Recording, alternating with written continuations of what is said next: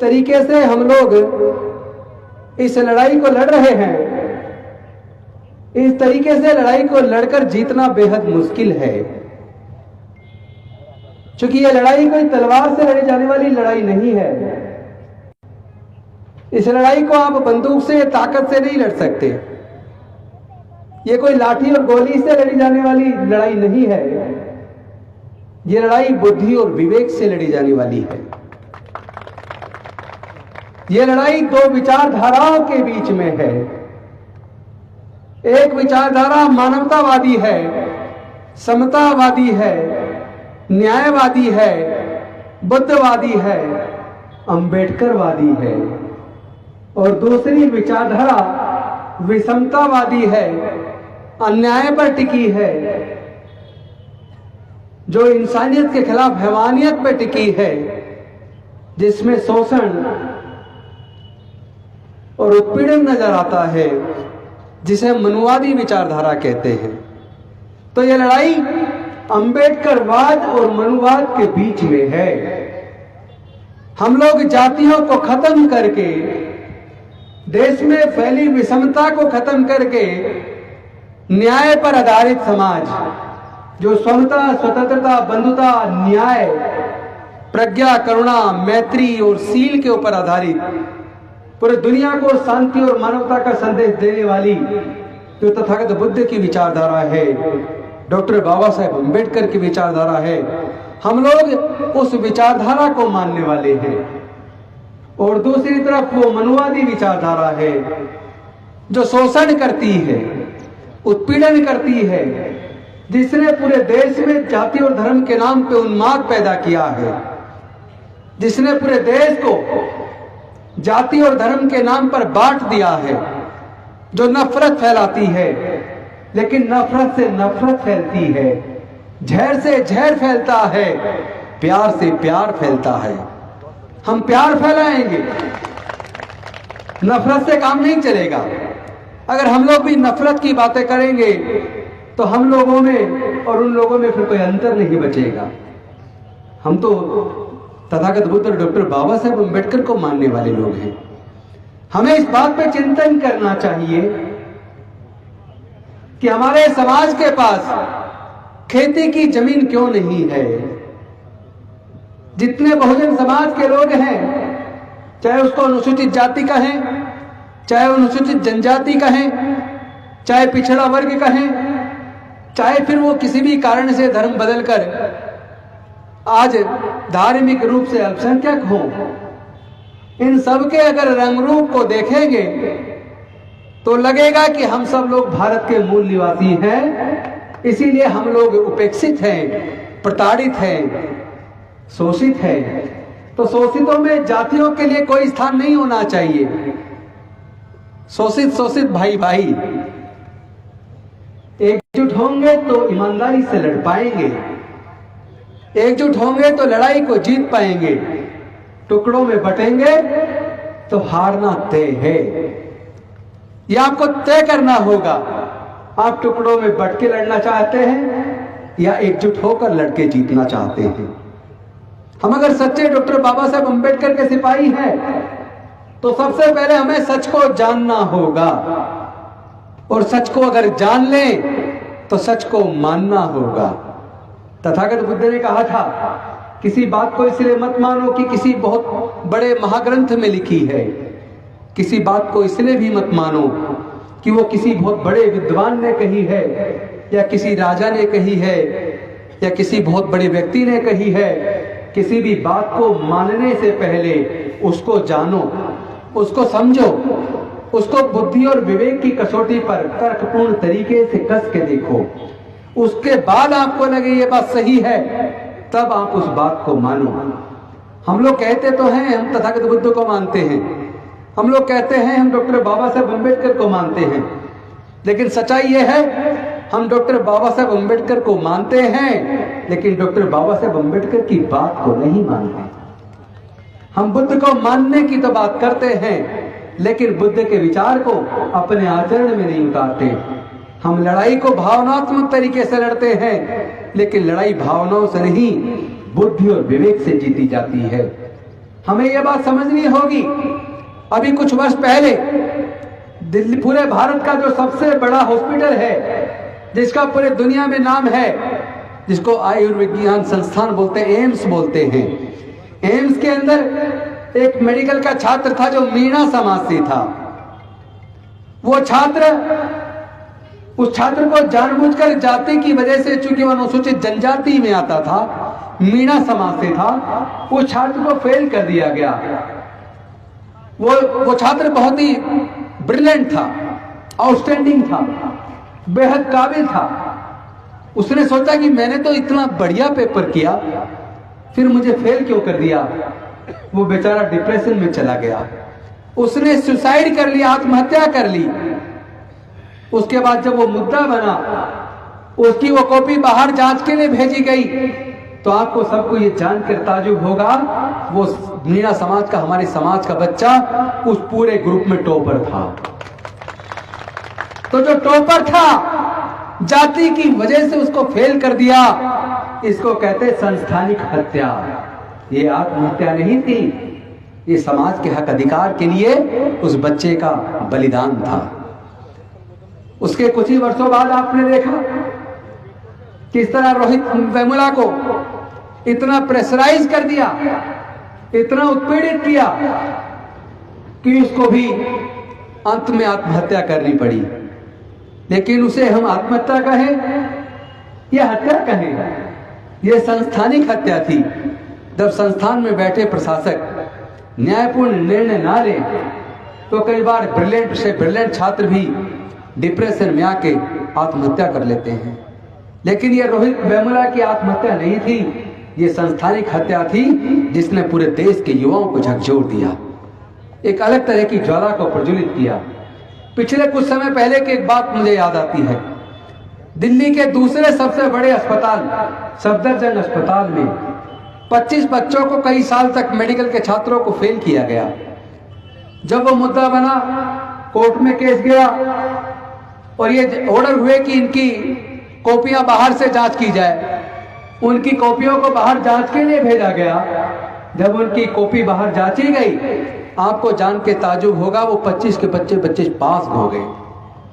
तो जानबूझ के हमारे काबिल बच्चों को फेल किया जाता है।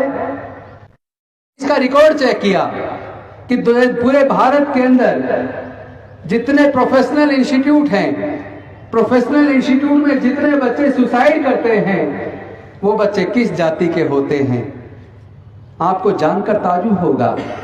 95% से ज्यादा बच्चे जो प्रोफेशनल कोर्सेज के अंदर सुसाइड करते हैं, वो अनुसूचित जाति, जनजाति और अति पिछड़े वर्ग के होते हैं। इसका मतलब शोषण कब तक चलेगा? ये जाति के आधार पर जो छुआछूत का वातावरण आखिर कब तक देश को खोखला करता रहेगा? कब तक आखिर देश के न्यायालय और देश की सरकारें खामोश रहेंगी? मैं आप सबसे पूछना चाहता हूं, क्या लोगों को न्याय मिलना चाहिए कि नहीं मिलना चाहिए? न्याय की लड़ाई में जाति और धर्म पूछ के लड़ी जाएगी? क्या न्याय सबको नहीं मिलना चाहिए?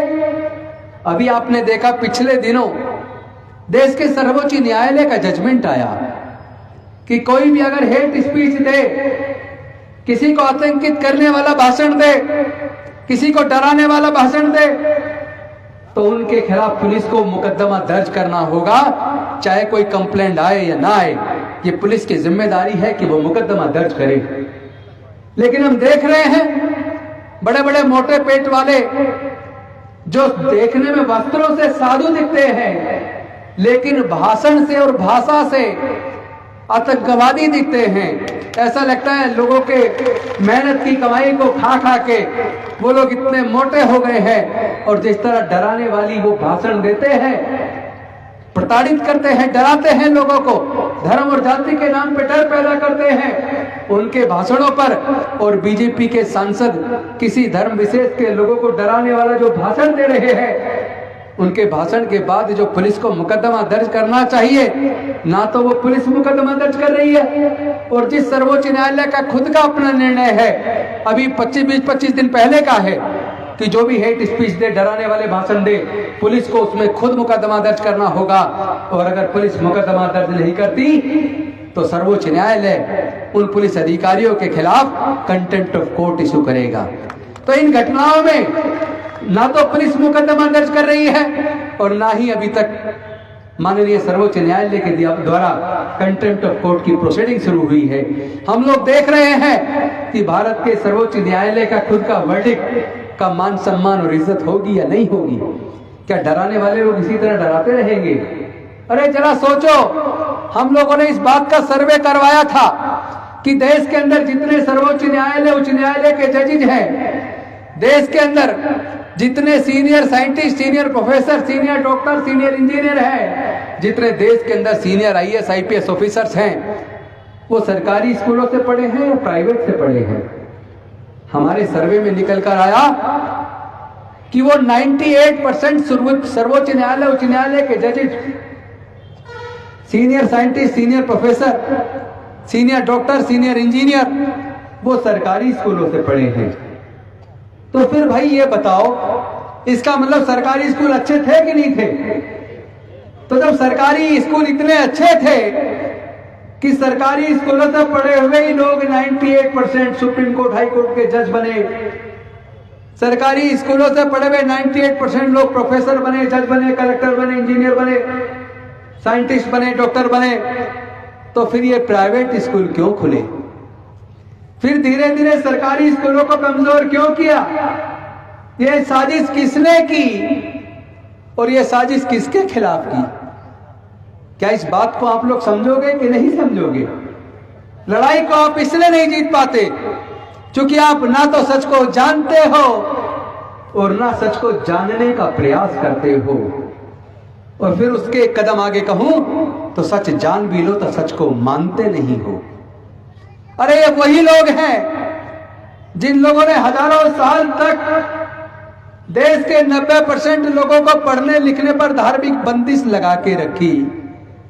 ये वही लोग हैं जिसने 3500 साल तक देश के 90% लोगों को व्यापार करने पर और संपत्ति रखने पर धार्मिक बंदिश लगा के रखी। ये वही लोग हैं जिन्होंने भारत के लोगों को 4 वर्णों में और हजारों जातियों में बांट दिया। ये वही लोग हैं जिनसे अगर पूछो तुम्हारा वर्ण क्या है, तो जो वो अपना वर्ण बताते हैं, अगर उनसे पूछो तुम्हारी जाति क्या है, तो जाति भी वही बताते हैं। वर्ण भी ब्राह्मण, जाति भी ब्राह्मण, वर्ण भी क्षत्रिय, जाति भी क्षत्रिय, वर्ण भी वैश्य और जाति भी वैश्य। लेकिन फिर शूद्र कौन है? तो सब चुप। शूद्र तो अपने आप को शूद्र मानता नहीं है, वो अपनी हजारों जातियां गिना देता है, और जिस क्षण वो अपनी हजारों जातियां गिना देता है तो वो लगभग 90%, 88% होने के बावजूद वो हजारों जगह बट जाता है। और 12% लोग के 3 वर्ण और 3 जाति हैं तो वो एकजुट हो जाता है। वही देश के 90% संसाधनों का मालिक बन बैठा है, वही देश के उच्च न्यायालय और सर्वोच्च न्यायालयों में जज बन बैठा है, वही भारत के सचिवालय में सचिव के तौर पर भारत के जनता के लिए योजना तैयार करता है।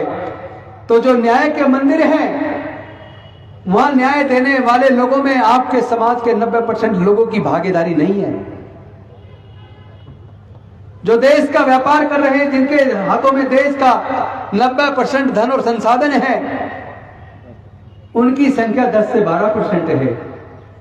तो भाई देश के जो दलित, आदिवासी, पिछड़े वर्ग के लोग जो अपने आप को मूल निवासी कहते हैं, मैं उनसे पूछना चाहता हूं, आप देश की जमीन के मालिक क्यों न बन पाए? आप देश में व्यापार में मालिक क्यों न बन पाए? आप देश के प्राकृतिक संसाधनों के मालिक क्यों न बन पाए? आप देश की संपत्ति का मालिक क्यों न बन पाए? जब तक आप इस सच को नहीं जानोगे, जब तक आप लोग जातियों में बटे रहोगे, जब तक आप अपने पूर्वजों के धम्म को, तथागत बुद्ध का धम्म जो समता, स्वतंत्रता, बंधुता, न्याय, प्रज्ञा, शील, करुणा और मैत्री की बात करता है, जिसने पूरे दुनिया को भारत से मानवता और शांति का संदेश दिया, जिस बुद्ध के धम्म को पूरे दुनिया ने ग्रहण किया और तरक्की के मामले में आगे निकल गए, उसी बुद्ध के धम्म को भारत में नेस्तनाबूद किया गया। बौद्ध भिक्षुओं की हत्याएं करवाई गई, 84,000 बौद्ध मठ तोड़े गए और बौद्ध साहित्य जलाया गया। वो उसको हजारों टुकड़ों में बांट दिया, उसने ही जातियों में बांटा। और इसका सबसे बड़ा एग्जाम्पल यह है कि अमेरिका में जाति नहीं है, इंग्लैंड में जाति नहीं है, इटली में जाति नहीं है, फ्रांस में जाति नहीं है, जर्मनी में जाति नहीं है, स्पेन में जाति नहीं है, ऑस्ट्रेलिया में जाति नहीं है, न्यूजीलैंड में जाति नहीं है, ऑस्ट्रेलिया में जाति नहीं है, चाइना में जाति नहीं है, जापान में जाति नहीं है, रसिया में जाति नहीं है। जब पूरे दुनिया के अंदर जाति नहीं है तो जाति केवल और केवल भारत में क्यों है? और ये जातियां किसने बनाई? और इन जातियों के बनने से किसको फायदा हुआ और इन जातियों की वजह से किसको नुकसान हुआ? जब तक आप लोग इस सच को नहीं जानोगे कि किसने जातियां बनाई, कौन जाति बनने से फायदे में है और किसको जातियों में बटे रहने से नुकसान है, तब तक आप समाज को जोड़कर एकजुट नहीं कर पाएंगे। और जब तक आप समाज को जोड़कर एकजुट नहीं कर पाएंगे, तब तक अपने न्याय की लड़ाई को भी आप जीत नहीं पाएंगे। ये वही लोग हैं कि जो देश के 88% लोग, जो देश के मूल निवासी हैं, जो देखने में छोटे कद के हैं, काले रंग के और सांवले रंग के हैं, ये लोग जो हमारे खेतों में बिना पैसे के 15-15 घंटे काम करते थे, केवल उनको बचा हुआ खाना दिया करते थे, आज वो लोग हमारे बीच में अफसर बन के आ गए हैं। आज वो हमारे बगल में बैठने लगे हैं। आज वो काम के बदले में न्यूनतम मजदूरी मांगने लगे हैं। आज वो जुर्म के खिलाफ बोलने लगे हैं, मुकदमा दर्ज करवाने लगे हैं। इनके पास, इन बेजुबान गूंगे बहरे जो हजारों साल तक बेजुबान थे, इनके पास ये बोलने की ताकत कहां से आ गई? तो उनको पता लगा ये बोलने की ताकत इनको डॉक्टर बाबा साहेब अम्बेडकर ने दी है, जिनको हजारों साल तक पढ़ने लिखने पर धार्मिक बंदी थी। डॉक्टर बाबा साहेब अम्बेडकर जी ने उनके पढ़ने लिखने के रास्ते खोल दिए। शिक्षण संस्थानों में उनको रिजर्वेशन की व्यवस्था कर दी, सरकारी नौकरियों में उनके रिजर्वेशन की व्यवस्था कर दी, भारत की राजनीति में उनकी रिजर्वेशन की व्यवस्था कर दी। पढ़ने के रास्ते खुले, पढ़ने लिखने से उनमें ज्ञान आ गया। सरकारी नौकरी के रास्ते खुले तो नौकरियों से घर में थोड़ा पैसा आने लगा। पढ़ने से ज्ञान आया और नौकरियों से थोड़ा पैसा आया और ज्ञान से और पैसे से बोलने की ताकत आ गई। तो उन्होंने सोचा इसका मतलब इनको अगर रोकना है, चूंकि अगर नहीं रोकेंगे, अगर इसी तरह ये लोग पढ़ते लिखते रहे, आगे बढ़ते रहे, तो उनकी फैक्ट्रियों में और उनके बड़े जो जमींदार हैं उनके खेतों में सस्ते मजदूर कहां से आएंगे? यही से उन्होंने 40 साल पहले षड्यंत्र रचा, शोषण का षड्यंत्र रचा, आपके बच्चों से शिक्षा छीनने का षड्यंत्र रचा, आपके बच्चों से नौकरियां छीनने का। और उन्होंने धीरे धीरे सरकारी एजुकेशन सिस्टम को ठप करना शुरू कर दिया और धीरे धीरे प्राइवेट स्कूल खोलने शुरू कर दिए। पूरे देश के अंदर देखते ही देखते पिछले 30-40 सालों में सरकारी स्कूलों के बजाय प्राइवेट स्कूलों की बाढ़ आ गई। प्राइवेट कॉलेज खुलने शुरू हो गए। सबसे बड़ा दुख तो इस बात का है, जब हमने आरटीआई से सूचना ली तो पता लगा पिछले लगभग 15 से 20 सालों में पूरे देश के अंदर 1.5 लाख से ज्यादा सरकारी स्कूल बंद हो गए। सरकारी स्कूलों में किनके बच्चे पढ़ते थे? सरकारी स्कूलों में दलितों के, पिछड़ों के, आदिवासियों के, गरीबों के, मजदूरों के, किसानों के बच्चे पढ़ते थे। उनको यह बात रास नहीं आई कि दलितों के, पिछड़ों के, गरीबों के, आदिवासियों के, मजदूरों के, किसानों के बच्चे पढ़कर कलेक्टर क्यों बन रहे हैं, इनके बच्चे डॉक्टर क्यों बन रहे हैं, इनके बच्चे इंजीनियर क्यों बन रहे हैं, ये जुल्म के खिलाफ बोलते क्यों हैं, ये न्यूनतम मजदूरी क्यों मांगते हैं। उन्होंने षड्यंत्र रचा और जानबूझकर धीरे धीरे सरकारी स्कूल बंद करने शुरू किए। सरकारों के द्वारा योजनाबद्ध तरीके से षड्यंत्र करके सरकारी शिक्षा के स्तर को कमजोर किया और प्राइवेट स्कूल खोलते चले गए। एक तरफ इन्होंने सरकारी स्कूल कमजोर कर दिए, दूसरी तरफ 1.5-2 लाख सरकारी स्कूल बंद कर दिए, तीसरी तरफ महंगे महंगे प्राइवेट स्कूल खोल दिए। फिर भी किसी तरह अगर आपके बच्चे पढ़ लिख के आगे बढ़ गए, उन्होंने मेहनत मशक्कत करके अगर वो इंजीनियरिंग में मेडिकल में सेलेक्ट भी हो गए, तो सरकारी इंजीनियरिंग कॉलेज में एक बच्चे की 4 साल की फीस का खर्चा, किताबों का खर्चा, ट्यूशन का खर्चा, ट्रांसपोर्ट का खर्चा, हॉस्टल का खर्चा, सारे खर्चे अगर जोड़ लिए जाए तो केवल इंजीनियरिंग कराने के लिए एक बच्चे के लिए एक माँ बाप को कम से कम 10 से 15 लाख रुपया चाहिए। क्या देश में 99% लोग जो दलित हैं, पिछड़े हैं, आदिवासी हैं, मजदूर हैं, किसान हैं, क्या वो एक बच्चे के इंजीनियर मेडिकल बनाने के लिए 10 से 15 लाख रुपए का खर्चा उठा सकते हैं क्या? इसका मतलब आपके बच्चों से साजिश के तहत उन्होंने एजुकेशन को छीन लिया।